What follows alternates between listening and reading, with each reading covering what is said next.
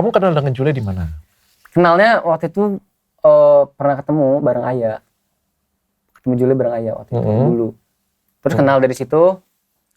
Ya udah, teman aja. Pada waktu kamu kenal, itu dia masih istri orang?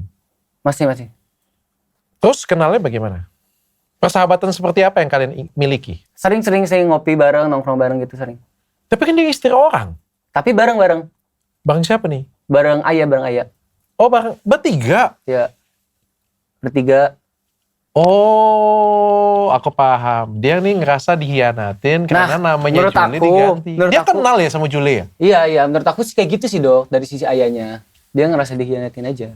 Oh, oke. Dia kenal dengan cewek ini, dia kenal? Iya, kenal. Oke, siapa yang lebih akrab? Ayah lebih akrab dengan Jule atau kamu lebih akrab dengan Jule? Harusnya Ayah ya, harusnya. Daripada aku waktu itu. Oh, dia kaget. Iya, harus. Kayaknya kayak gitu sih Dok.